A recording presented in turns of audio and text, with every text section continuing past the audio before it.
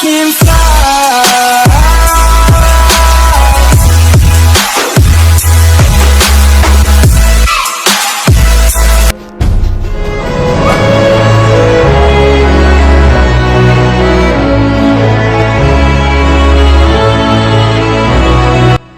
Shane, Oi, Shane dia arran dana kopi bashannan ispoortii takkaan qaba. Hangaan kopi bashannan ispoortii san dhaqee deegu lagana bareedaa lafee nama jiisu onne dha nama godhu dafee arran dana nuuraa qaneessi. hayyii taate obsi shaafiyyo.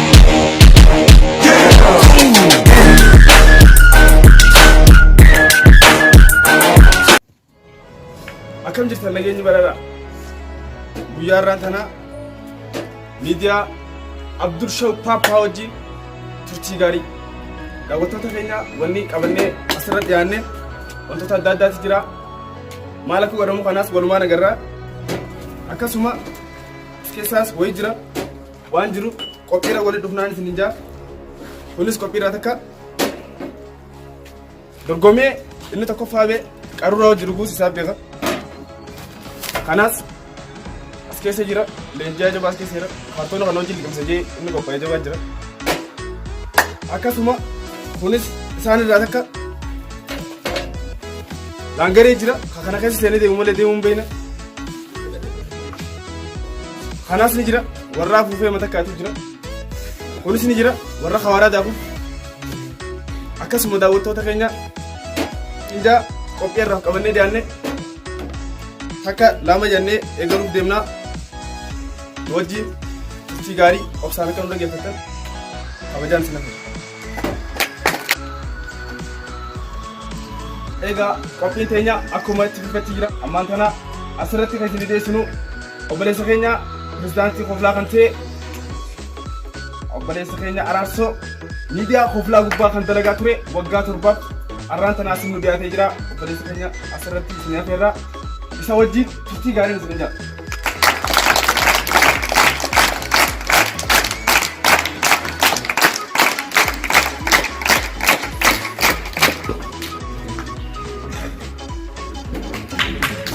Akkam bultan kabajamtoota daawwattoota keenya kun miidiyaa dhuunfaa kiyyaatti kaniin abbaa fadhee affeere abbaa fadhee dhiisu ana oduu isinii himuu tokkicha baadiyyaati. waraanni shiftaa hin jire ja'amuun beekamu kan paarkii rifeensa ja'amu keessa yeroo dheeraaf galaa ture kaleessa galgala waraana adda bilisummaa filaatiin booji'amuudhaan itti gaafatamtummaa firisii dargaggoota aadde baataksiin qarshii lama nuuf gabaasteeti jirti. godina Harargee Bahaa magaalaa Awwadaa keessatti jilli pirezidaantii bishaanii obbo Jirkaanaan durfamu ministeera haajaa alaa aadde Gaarigaa wajjin dindila ajaa'aa daawwatan. walitti mufannaa qubaa fi sijaaraa jidduutti uumameen sijaaraan onnattee boombii aara ja'amtuun haleeluudhaan ummata afaanirraa ilkaan akka boqqolloo waaddiitti gubuudhaan jeneraal Gamdanii fi aadde Rowaal Buzunas dubbataniiti jiru. kaleessa kuulonni lama kasha wal harka qabuudhaan barraadaa haadha Jaafar cabsaniiti jiran. haati Jaafar kafaltii barraadaa kanaa isaan lachuurraa marxoo takka hiiteeti jirti. walitti bu'insa qarshii 100 fi qarshii 50 dutti qarshiin 100 itti balleessiteeti jirti. haaluma kanaan komaander ajaa'ibaa obbo Laaskitaniira lamaatiin harka duubatti hidhaaneedhuudhaan mana hidhaa godina Harargee Bahaa baankii Oromiyaatti hidhaneeti jiru. mootummaan ableetii fi mootummaan shunkurtaa dirree disxii jaamtu keessatti wal haleeluudhaan waraanni shunkurtaa wareegameeti jira. haaluma kanaan bishaan zeexa jaamuun dhiqamee kafana biddeena jaamuun maramuudhaan siree arrabaatiin ol fuudhamee qabrii garaa namaa jaamtu keessatti awwaalameeti jira. kabajamtoota daawwattoota keenya oduun ka isinii dabraa jiru miidiyaa mataa kiyyaarraa kaniin abbaa fedhe afeeree abbaa fedhe dhiisu oduu biyyaalaatiin dabra. saayinsichi beekamaan Charles Boon niwukileera Kooriyaa kaabaa caalu argateera. niwukileerri kunis kan Kooriyaa caala jechuun dubbateeti jira. niwukileerri kunis kan irraa hojjetaman asheeta boqqolloo fi oshongoree irraa akka tolfaman ni beeku. haa ta'u malee niwukileerri maqaan isaa dhuufuu jaamu kun gaagaalee bubbuu xuuxuu jettu yoo dhuke funyaan namaarra miidhaa taasisa jechuun ogeeyyii yaalaa dubbataniiti jiru.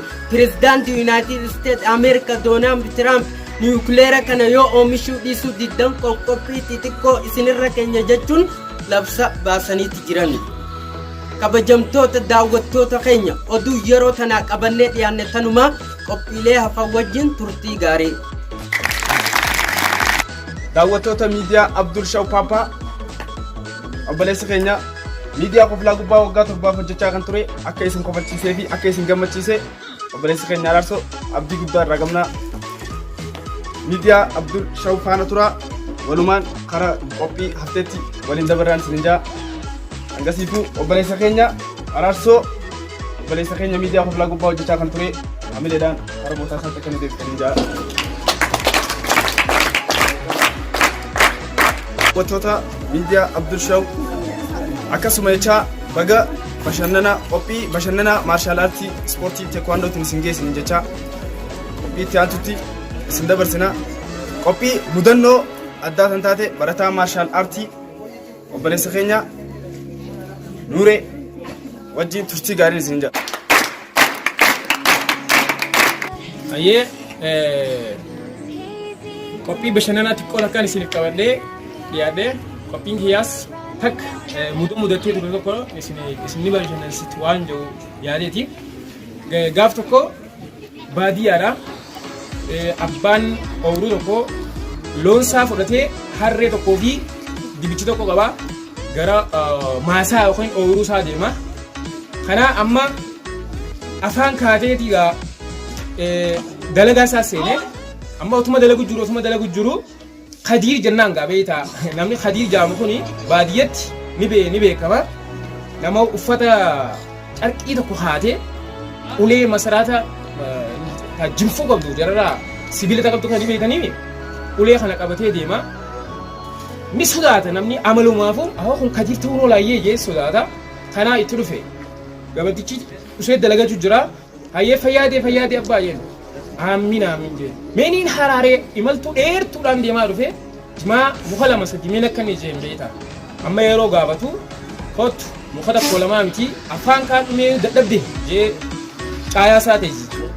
kana jimaatti dhabsee afaan kaatu seenee mee taarika qabaachuun oolu jeet wajjumaan taa'ee afaan kaatu seene. kana Aboo ati nama kheyrii toon ooltu ayyee jeema odeeffachuu seenee wal odeeffachuu takkaa jira gaa aadaa durii keessaa wanni hawaasni keenya qabaachuu ture. Otoo wal odeeffatanuu ani jeen umrii tanaan gara nama umrii waggaa 60 oliiti keessummichaa jaanimee Khadiir kana umrii tanaan naannoo fagoorraa hin dhufa hawaasa kee tajaajiluuf hin deemu jira waa hedduun beekee hin duuba maali wanni ati beektu hatta nama dhukkubsatee nama ilmoon argatini wala yookaan keessumaa ajala namaallee hin beekee ajala jechuun yeroo itti maalenna guyyaa gaaduu addunyaa kanarraa deemtu sanillee hin beekee subhanallah jedhu baaba taa'ale amma tana hayyee kiyyooni beektaa jechuudha hayya ka ilma namaa hundaan jeebanii yaaboo haajaa kiyyaa akka mee naayim ana moosii dura daa jeeni beekee yeroo kana mee jimu gubbannaa dabalee xanaa siimaa jeeni amma wajji taanii qamoo seenan taatanii dura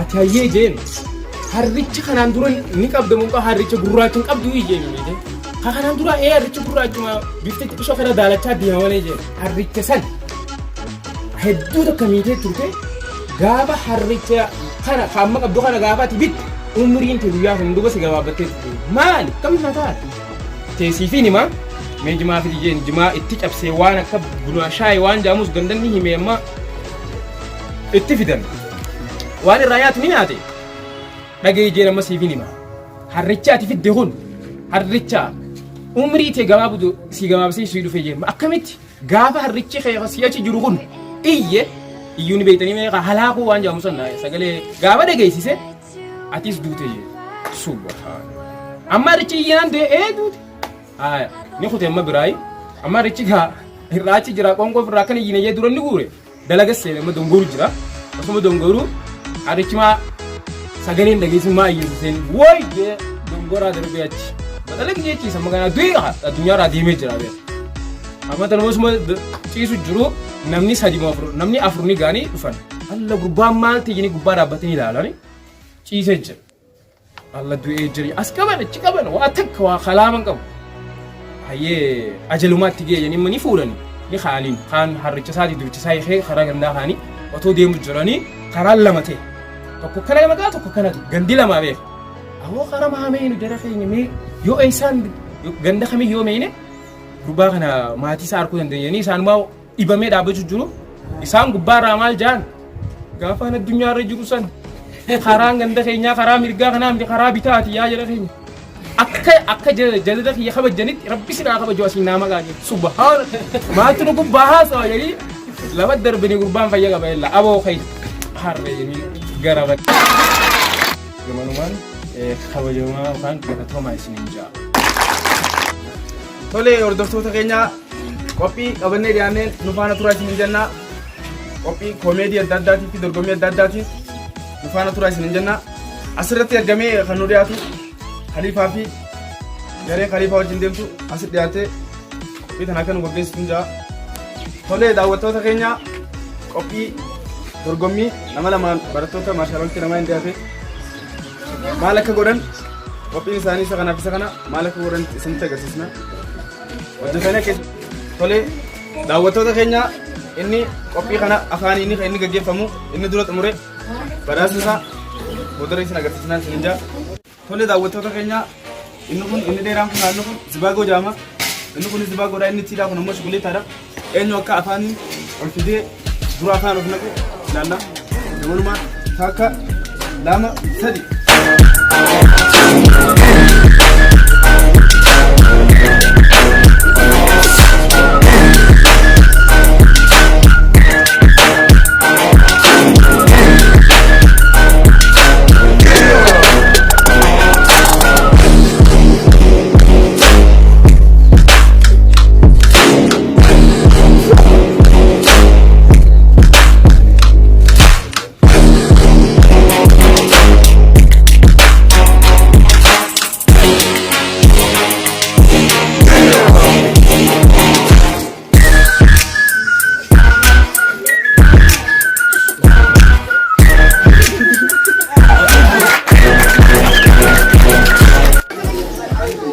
daawwattoota keenya qophiin itti aanee argamu qophii afuuffee yookaan afuuffaati asirratti argamanii gama kanatti akka nu dhiyaatanii jaa haadilee fi warri isa hojii deemu.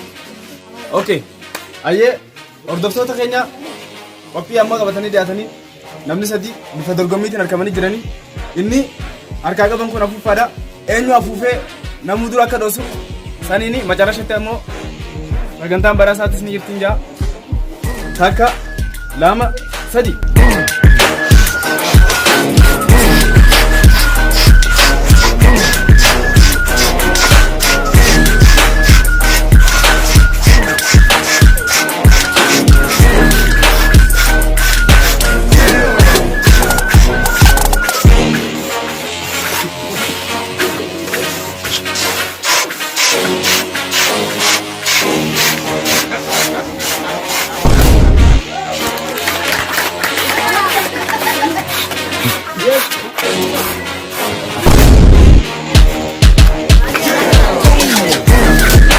Inni kun daqiiqaadha.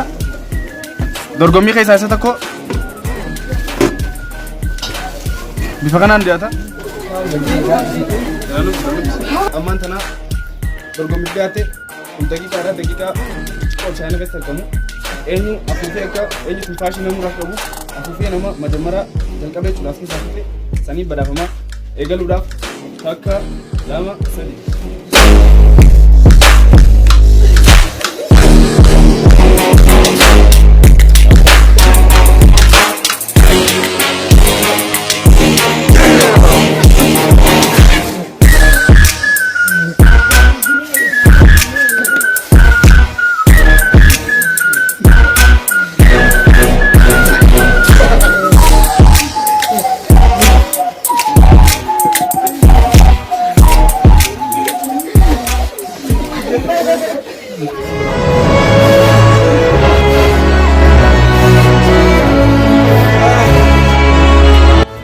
Ini jalqaba barattoota obboleedhaa kan turte amma ammoo fuula isaanii ilaaltee waan bira jirus akka itti bohaartan abdii guddaa qabna.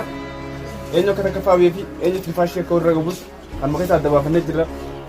Nagaan jira qophii ammaan tanaa ijoollee akkuma agartan ijoollee lamaan kanaan isaan gurguddaa kana fixuudhaaf asitti argamanii jiranii isaan irraa intarviyuu goona. Mee ni injifattamoo akkami? Nadra. Si dura fita? Atoo akkam jetta? Kana gunaan godhaan kun ayya. Taatee ayyee jalqabuudhaaf takka lama sadi.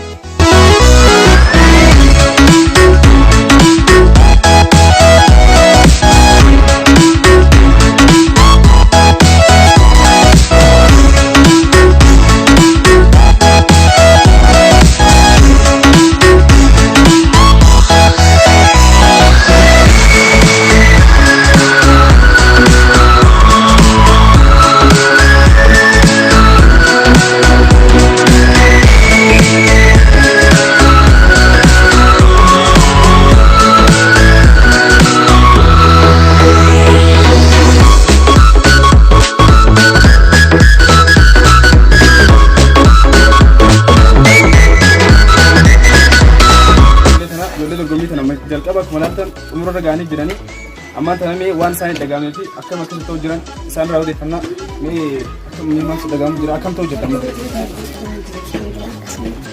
Atoo mee maaltu dhagahamee? Eddota kaan guddabee fi bishaan laafee jiru. Dorgomtoota lama qabannee dhiyaannee jirra. Asitti argaman kunaa fi kanaan inni asirra jiru iskutaa asirra jiru kana ammoo harkaan osoo hin ta'in afaanii asirraa akka guuran akka horiitti isaanitti fayyamanii jiranii isa dura jalqaba xumureef akkuma kana dura jiru badhaasaa jira. Eegaluudhaaf takka lama sadi.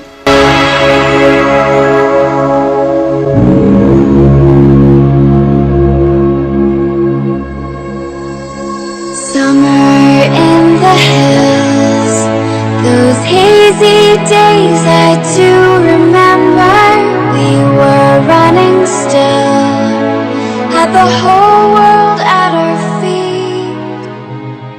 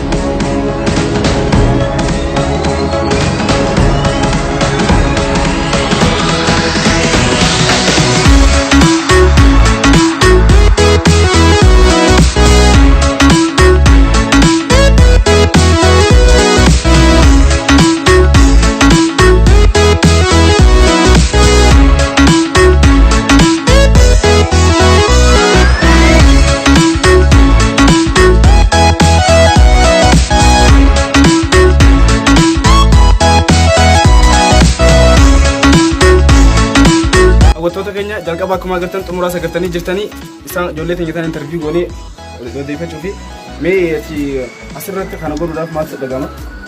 Eegaan asirra kana godhuudhaaf gammachuu hanga hin qabneetu na dhaga'ama. Yaaliillee gaggeessee dhufaan jira kun garuu gurbaan an yaalii na dura gaggeessus namoota gaggeessus hin beekne yaalii baatii takka guutuudhaan gaggeessee anatti bakka guyyaarraa buskuutaa abbaa kudhan kaartoona fa'aan fixaa ture akkasumatti ture jechuudha garuu warraan tana kana namoota hin beekne jechuudha bosona keessaa fi wallee kun. Atoo mee kana dura yaalii gootee jirtamoo mee jalqaba maaltu asirratti dhagama? Gudura aduu qxala nyaatanii hin dhufe kana nyaannaa kunoo beektee kanarraa jatte bakka isa kanallee galatamu hin jaanni akka yaanni nan qabu kanuma. Takka lama sadi.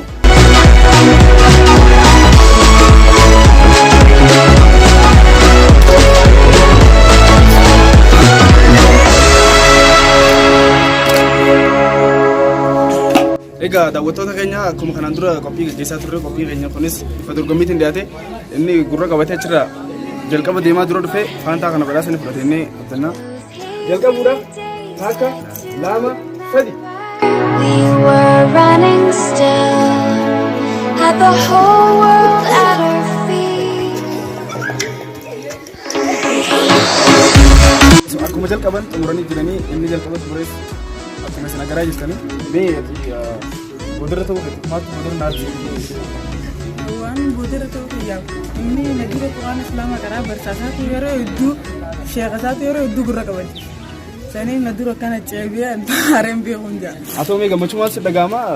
Akkamiin maal leenjitee jirtamoo? Amma duratti amma shan duraan leenjee Qur'aan Islaamaa hedduun hangalu shaayina kiyya na qixaataa ture. Sanii fi namaan tana shaayina kiyya sana akkanaa galatamu jira.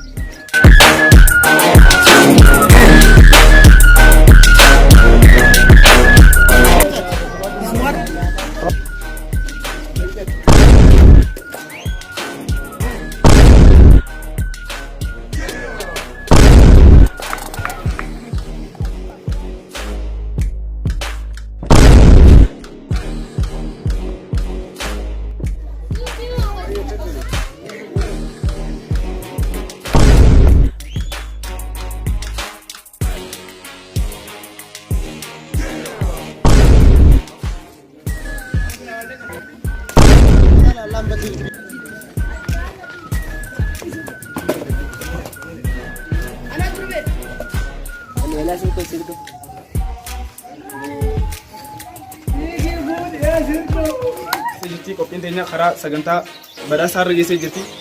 Badhaasa kana asitti dhiyaatee jalqaba kan fudhatu barataa maarshaal aartii umurii 7 gadi barataa bishaan jettira fixee ibsaa asitti dhufee akka badhaasa fudhatu hin jaallatu.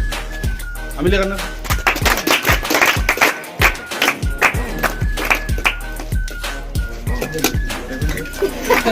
Tiaan Suudaan badhaasa dhufee asitti kan duraa fudhatu barataa Khaliifaa Hassan Hajaamu isaa asitti Zibaangoo maal jedhu.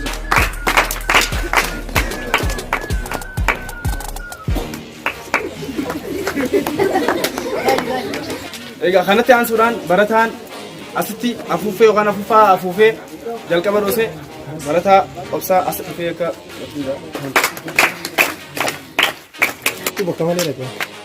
tiaan Suudaan barataan keenya barataan asitti duukaa keessa seenuudhaan achirraa kaasee kiiloomeetira 2 deemee dhufee asitti akka faafee dhufee akka badhaasa fudhatu maqaan isaa Bareento jedhama.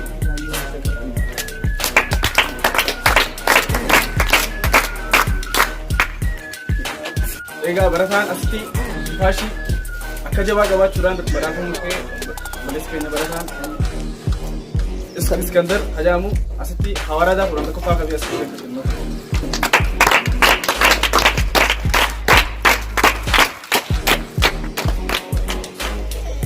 Egaa barataan dhugoomsaa Hajaamu asitti bishaan zeeroo namuu dura fixee dhufee asitti akka badhaasa fudhatu. Egaa barattuun asitti akka daraartuu tulluutti asiin fiitee asiin baatee dhuftee maqaan isii Sirkoota jedhamtu as dhuftee akka badhaasa isii fudhatu hin jaallatu. Barataan asitti gurra qabatee achi fasidduu hasheen isaa leenjisee sana dhufee akka faantaa fudhatee gammadu hin jaallatu. Fadii.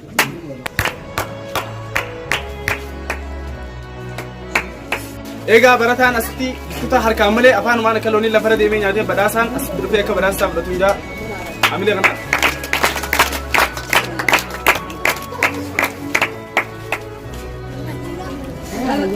Egaa daawwattoota kabajamtoota daawwattoota keenya sagantaan badhaasaa sagantaa xumuraarra geessee jirti.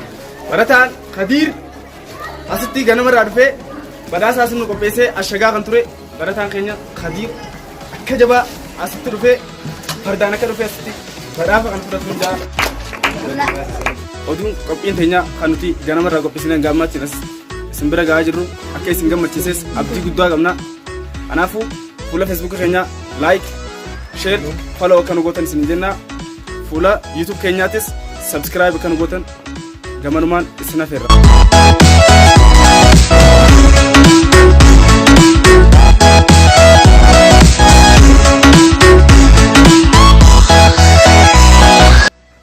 Bro. Bomal. Yes. Help me. I am hungry, please. Ay maali afaan Oromoon beektu bara wanni ati jettu naa galuutti hin jiru. I don't afaan Oromoo, but I speak English. Help me. Ahaaniin beelee naan jette. Yeah. Ay tana taatumaata akka rakkoon qabdu qonni as.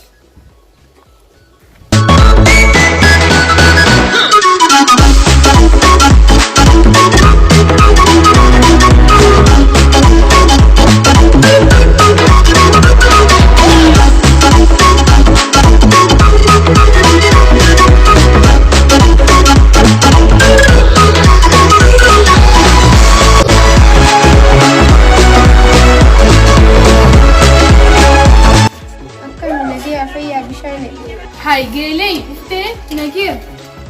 Hai gelei arra emal kaca alati obba manasi obsham eso mateo. Ya gelei kopi bashannana sporti takkan qabaje kutebar. Hangaan achi dhaqee dhufuu laaqana bareedaa kan onne dhaa nama godhu dafii nuuf laaqane si jee kutebar ganamaanu. Sayanta tanaafu adoon qeen akka cal'allatte anta. Bar sanii fi yaageleeti yamii sumaatu miilan irraa fanniidha si ergadduume. Yaageleeti ni ergaddu rakkoon qabu sumaatiin ergama. Asoo si shaan hin deemine laaqana dafee godhuun qaba. Dafii deemi foon kiiloo takka naa bitime. Hayyee geleeti diga egeettee musuusin rakkoon qabu.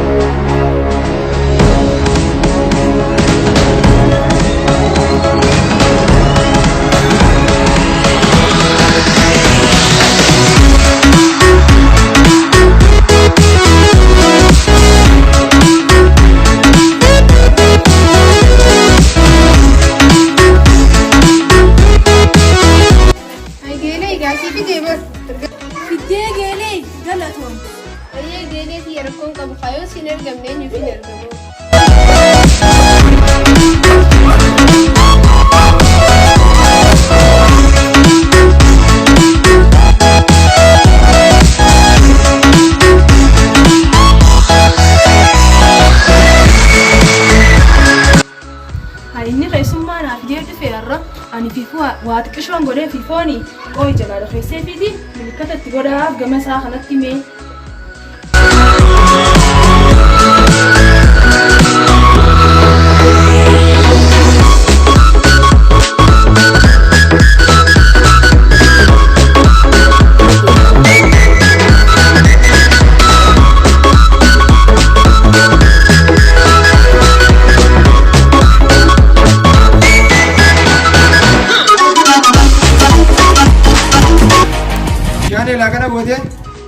Godhe hai keessummaan si hojii deemtutu noo eessa naaf haariyaa maaliif itti Niin beelee nyaata na nyaachisi jeetiin fidee beelawaa nyaachisuun sawaaba. Dhugattu beelawaa sun suwaaba. Sanuu afaan Oromoon beeku afaan Ingiliffaa malee. Akkamitti waliif galtan? Afaan Ingiliffaa takka numaan beekaa sanii fi akkanatti walii galle isaa hojii. Yeah, I am right. Ayyee egaa afaan Ingilish malee afaan Oromoo hin beeyne. Ibsii foonii bikka barbarreen jirtu san jalattiin si hawwaa. Oh no!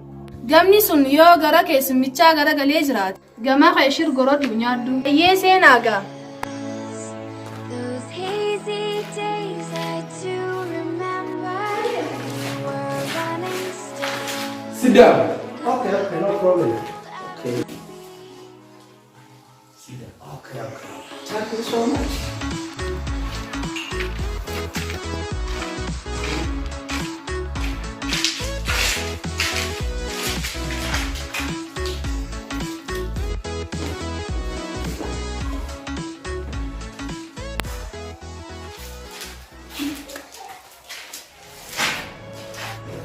Ayyee maqaa taate gabbeetiin dhufa. Okay.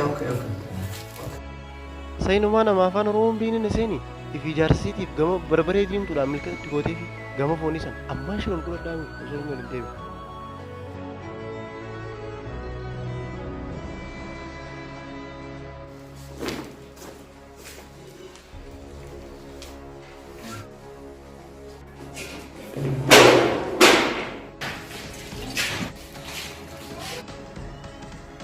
Takorii biitanaa ogeessi biitamti qoree boo. Oh no! Ogeessa biyya tanaa jira. Maal jette saboo? Hai. Afaan Oromoo ni beektaa? Bara foonuma kanaan na dubbisi malee afaan Oromoo. Maal akka nu gootan? Subscribe!